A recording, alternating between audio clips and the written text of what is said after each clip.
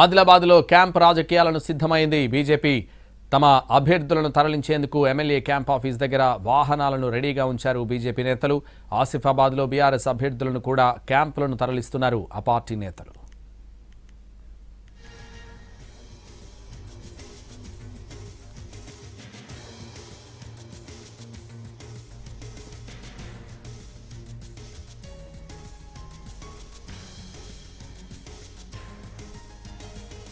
ఆదిలాబాద్లో క్యాంప్ రాజకీయాలకు సిద్ధమైంది. బీజేపీ తమ అభ్యర్థులను తరలించేందుకు ఎమ్మెల్యే క్యాంప్ ఆఫీస్ దగ్గర వాహనాలను రెడీగా ఉంచారు బీజేపీ నేతలు. ఆసిఫాబాద్లో బీఆర్ఎస్ అభ్యర్థులను కూడా క్యాంపులకు తరలిస్తున్నారు ఆ పార్టీ నేతలు.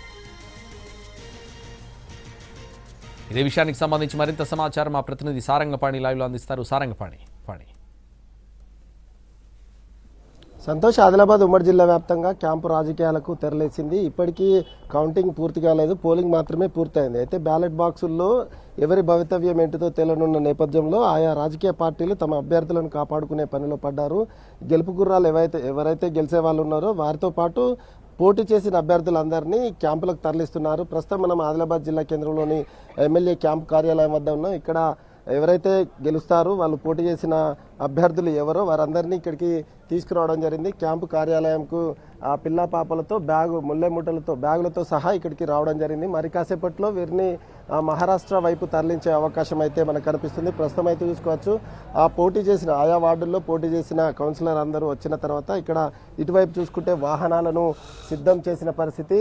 క్యాంపు కార్యాలయంకు ముందు భాగంలో ఏదైతే బస్సులను సిద్ధం చేశారో, అయితే బీజేపీకి సంబంధించిన వీళ్ళే కాకుండా కాంగ్రెస్ పార్టీకి సంబంధించిన నాయకులు చిలుకూరి గార్డెన్లో ప్రత్యేక సమావేశం ఏర్పాటు చేసుకున్నారు. ఎవరైతే పోటీ చేశారో వారికి సంబంధించి వారందరినీ చిలుకూరి గార్డెన్కు రమ్మని కాసేపటి క్రితమే మెసేజ్ ఇవ్వడం జరిగింది. కొంతమంది అభ్యర్థులు ఎవరైతే ఉన్నారో వారిని చిలుకూరి గార్డెన్కు తరలించారు. ఇక మరోవైపు ఆసిఫాబాద్లో బీఆర్ఎస్ నాయకులు తమ పార్టీ నుంచి పోటీ చేసిన వారు ఎవరైతే ఉన్నారో ఆ అభ్యర్థులందరినీ ఇప్పటికే మహారాష్ట్రకు తరలించినట్టుగా మనకు సమాచారం అందుతుంది. దీంతో పాటు ఖానాపూర్లో బీఆర్ఎస్ సంబంధించిన వారిని సైతం క్యాంప్కు హైదరాబాద్కు తరలించారు. ఇక మిగతా పార్టీలకు సంబంధించిన నాయకులు అభ్యర్థులు ఎవరైతే ఉన్నారో వారికి సంబంధించిన వారందరినీ క్యాంపులకు తరలించడం కోసం ప్రయత్నాలు కొనసాగుతున్నాయి. ప్రస్తుతం అయితే మనం చూసుకోవచ్చు, బీజేపీకి సంబంధించిన వీళ్ళు ఎవరైతే గెలిచే అవకాశం ఉంటుంది, అదేవిధంగా ఓడిపోయే వాళ్ళైనా అంటే పోటీ చేసిన వారందరినీ తరలించేందుకు లిస్ట్ అవుట్ చేసి పంపిస్తున్న సిచ్యువేషన్ మనం ప్రస్తుతం అయితే చూసుకోవచ్చు. ఉమ్మడి జిల్లా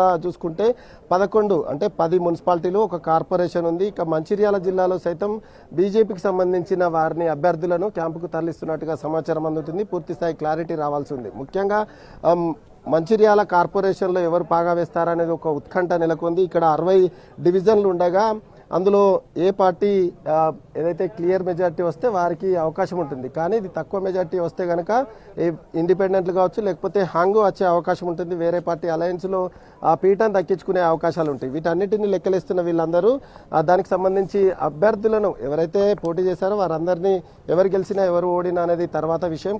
కాకపోతే వారందరినీ ఒకచోట చేర్చి తమ వద్ద ఉంచుకోవాలనేది ఆ రాజకీయ పార్టీల ప్లాన్. ముఖ్యంగా అధికార పార్టీకి సంబంధించిన వాళ్ళు ఎక్కడైనా తగ్గితే కనుక వీళ్ళని అంటే ఇండిపెండెంట్లను కావచ్చు, ఇతర పార్టీలను వాళ్ళని గెలిచిన వారిని లాగే అవకాశం ఉంటుంది. అందుకని వారిని లాగకుండా ఉండడం కోసం ముందు జాగ్రత్త చర్యల్లో భాగంగా అటు బీఆర్ఎస్ కావచ్చు, ఇటు బీజేపీ కావచ్చు ఈ విధంగా క్యాంపులకు తెరలేపిందని అయితే చెప్పచ్చు. ముఖ్యంగా ఆదిలాబాద్లో 49 వార్డులు ఉండగా 49 వార్డుల్లో ఏ పార్టీకి ఎన్ని సీట్లు వస్తాయి అనేది కొంత ఉత్కంఠగానే ఉంది. ఎందుకంటే ఎవరు వస్తారనేది తెలియని సిచ్యువేషన్ ఉన్న నేపథ్యంలో ఆ పార్టీలు క్యాంప్ రాజకీయాలకు సిద్ధమవుతున్న సిచ్యువేషన్ అయితే ఇక్కడ కనిపిస్తుంది. సంతోష్.